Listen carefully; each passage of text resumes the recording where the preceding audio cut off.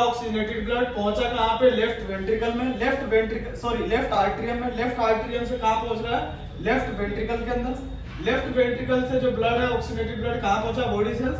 और body cells में किसके हेल्प से पहुंचेगा? वहां पे एक झिल्लीनुमा स्ट्रक्चर है जिसको बोला गया है कैपिलरीज। क्या बोला गया है?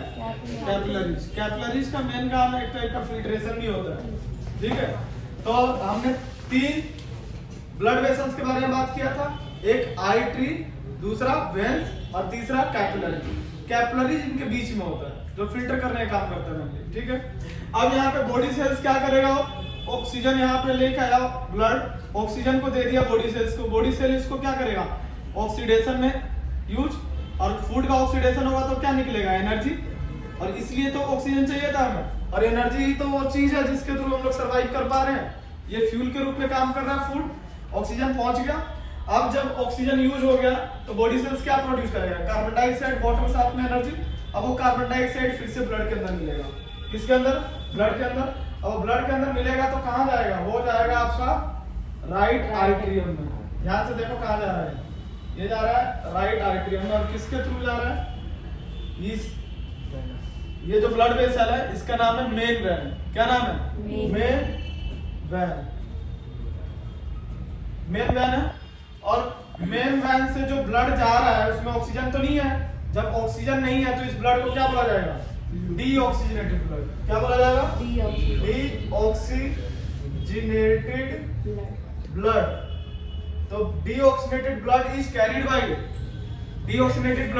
Bye main vein. Other name of main vein क्या है? Vena cava. क्या नाम है? Vena cava. मेन वेन का दूसरा नाम क्या है? Vena cava. अब यहाँ से राइट आर्टरियम के अंदर जो ब्लड आया डीऑक्सीजनेटेड ब्लड, यहाँ से वाल्व V2 के थ्रू कहां पे जाएगा? एंटर कर जा रहा है किसमें? राइट वेंट्रिकल में। ये नीचे कहां पे आ रहा है? राइट वेंट्रिकल में। और राइट वेंट्रिकल से फिर से यहाँ पे एक और ब्लड वेसल निकलेगा और पहुंचेगा दोबारा किसके लिए? ऑक्सीजन लेने के लिए लंग्स के पास।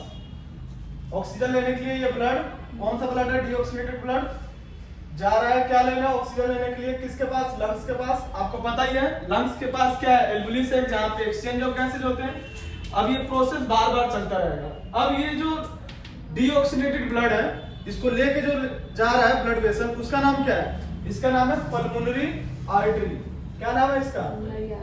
पल्मोनरी आर्टरी, ठीक है। और इसके अंदर की जो ब्लड है वो क्या है? डीऑक्सीजनेटेड ब्लड है। तो ब्लड का अगर देखा जाए पूरा फ्लो तो 2 बार हुआ हार्ट के अंदर, एक बार लंग्स से आ रहा है और दूसरी बार बॉडी सेल से आ रहा है। तो इसलिए देखा जाए इस तरह से हम बता सकते हैं क्या ह्यूमन में जो ब्लड सर्कुलेशन है क्या है? डबल सर्कुलेशन है। ह्यूमन में सर्कुलेशन कैसा होता है? डबल सर्कुलेशन होता है ना। कई ऐसे ऑर्गेनिज्म है जिसमें सिंगल सर्कुलेशन होता है, जैसे कि फिश है। अब पूरे मैकेनिज्म को एक बार ध्यान से सुनना। हुआ क्या? लंग्स के पास ऑक्सीजन पहुंचा, रेस्पिरेटरी सिस्टम में समझा था। लंग्स के पास एल्वुली सैक, वहां पे ब्लड पहुंचा, ब्लड को मिला ऑक्सीजन। ऑक्सीजन किसमें अटैच होता है? हीमोग्लोबिन पिगमेंट ब्लड के अंदर कहां पे प्रेजेंट होता है? आरबीसी के अंदर प्रेजेंट होता है। अब ये जो ब्लड है कैसा बन गया? Oxygenated blood. Oxygenated blood is carried by the, कौन सा यहाँ पे ब्लड वेसल है बताओ? Pulmonary vein. Pulmonary vein is carried the oxygenated blood from the lungs to the heart, और हार्ट के बीच chamber blood is goes to the left atrium. Then after blood goes to the left ventricle through the valve V1. यही हो रहा था। valve V1 से blood कहाँ पहुंच रहा है? बॉडी सेल्स तक। It is carried by the main artery. Main artery carry the oxygenated blood from the left ventricle to the body cells. ध्यान से सुनते रहो। बॉडी सेल्स ने क्या किया?